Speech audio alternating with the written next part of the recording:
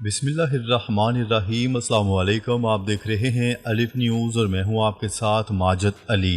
شامل کرتے ہیں پاکستان اور دنیا بھر سے بریکنگ نیوز ہیڈ لائنز۔ روس اور نیٹو میں براہ راست تصادم کا خطرہ، روس کا کیف پر تباہ کن حملہ، نیٹو فورسز روسی بارڈر پر پہنچ گئی۔ روس اور یوکرین کی 3 سالہ جنگ اب ایک ایسے مرحلے میں داخل ہو چکی ہے جہاں براہ راست تصادم کی گھنٹیاں روس اور نیٹو کے درمیان بج چکی ہیں۔ روس کے صدر ولادیمیر پوٹن مکمل طور پر بے قابو ہو چکے ہیں۔ روس نے یوکرین کے دارالحکومت کیف پر اب تک کے سب سے بڑے فضائی حملے کیے ہیں۔ نیٹو سربراہی اجلاس سے چند گھنٹے قبل روس نے یہ حملہ کر کے پورے مغربی اتحاد کو واضح پیغام دیا ہے کہ اگر یوکرین کی مدد کی گئی تو جواب انتہائی سخت ہوگا۔ امریکی صدر ڈونلڈ ٹرمپ نے ولادیمیر پوٹن کو فون پر وارننگ دی کہ 50 دن کے اندر اندر حملے بند کیے جائیں ورنہ امریکہ اقتصادی پابندیاں عائد کر دے گا۔ جواب میں روسی صدر ولادیمیر پوٹن نے پہلے سے بھی بڑا حملہ کر دیا۔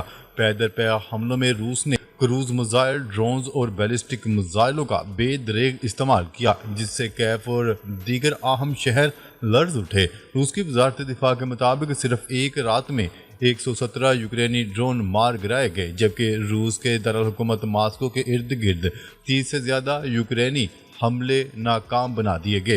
دوسری جانب یوکرینی صدر ولادیمیر زیلنسکی نے عالمی برادری سے سیز فائر مذاکرات تیز کرنے کی اپیل کر دی، مگر روس کا کہنا ہے کہ وہ امن کی طرف اس وقت تک نہیں بڑھے گا جب تک اپنے جنگی مقاصد حاصل نہ کر لے۔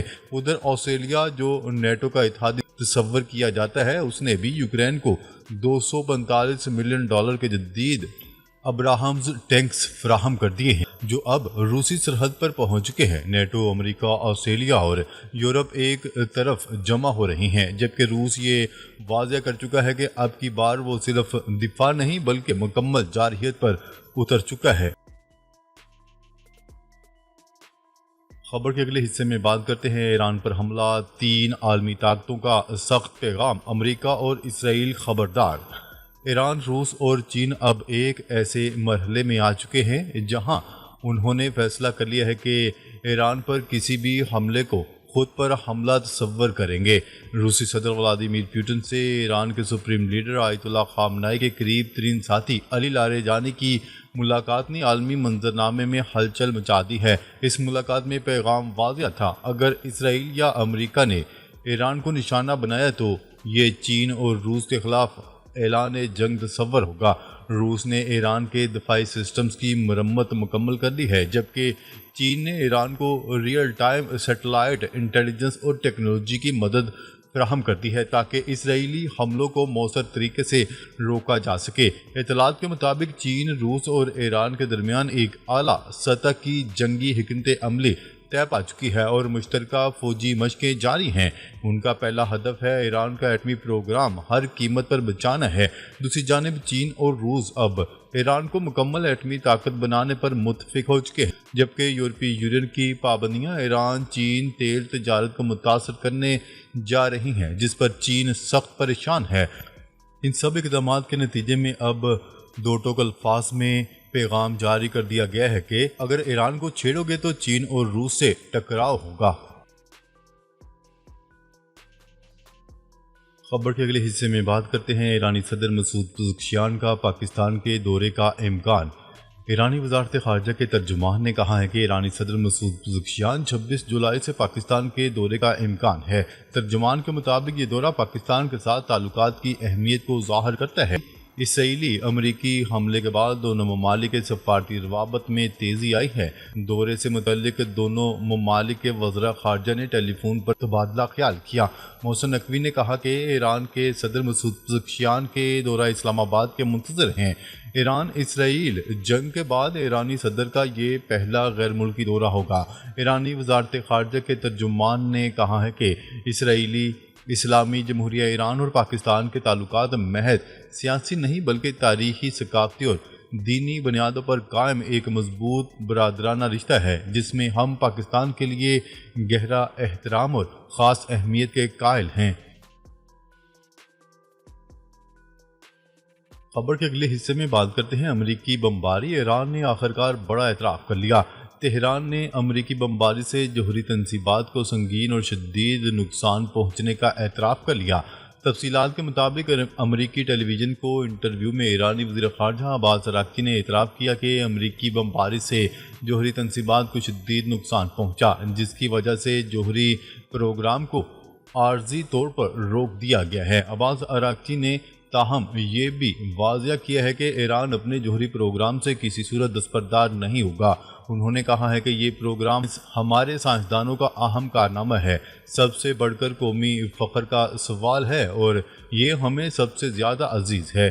ایرانی وزیر خارجہ کا کہنا تھا کہ جب جوہری تنصیبات پھر سے تعمیر کی جائیں گی تو حکومت کا ارادہ ہے کہ یورینیم افزودگی کی کوششوں کو جاری رکھا جائے۔ فاکس نیوز کے پروگرام اسپیشل رپورٹ کے میزبان بریٹ بائر کو عباس عراقچی نے بتایا کہ ہماری تنصیبات کو بلا شبہ شدید نقصان پہنچا ہے، جس ایویلیویشن کی جا رہی ہے۔ گفتگو کے دوران ایرانی وزیر خارجہ نے بعد میں یہ اعتراف کر لیا تنصیبات کو تباہ کر دیا گیا ہے۔ یاد رہے کہ 22 جون کو صدر ڈونلڈ ٹرمپ نے 3 یورینیم افزودگی والے مقامات کو فوجی حملوں کا حکم دیا تھا، جس کے بعد سے ایران جوہری ایندھن کو ریفائن کرنے کے قابل نہیں رہا۔ خبر کے اگلے حصے میں بات کرتے ہیں روس یوکرین جنگ بندی مذاکرات بدھ کو ترکیہ میں ہوں گے۔ یوکرینی صدر ولادیمیر زیلنسکی نے اعلان کیا ہے کہ روس اور یوکرین کے درمیان جنگ بندی سے متعلق اہم مذاکرات بدھ کے روز ترکیہ میں ہوں گے۔ یوکرینی صدر ولادیمیر زیلنسکی کا کہنا تھا کہ مذاکرات کا مقصد جاری تنازع کے خاتمے کے لیے ممکنہ سیاسی راہ نکالنا ہے۔ انہوں نے کہا ہے کہ یوکرین امن کا خواہاں ہے، لیکن ملکی خود مختاری پر کوئی سمجھوتا نہیں کیا جائے گا۔ ترکیہ نے دونوں ممالک کے درمیان ثالثی کی پیشکش کی تھی، جس پر فریقین نے آمادگی ظاہر کی ہے۔ عالمی سطح پر ان مذاکرات کو جنگ بندی کی جانب ایک اہم پیش رفت قرار دیا جا رہا ہے۔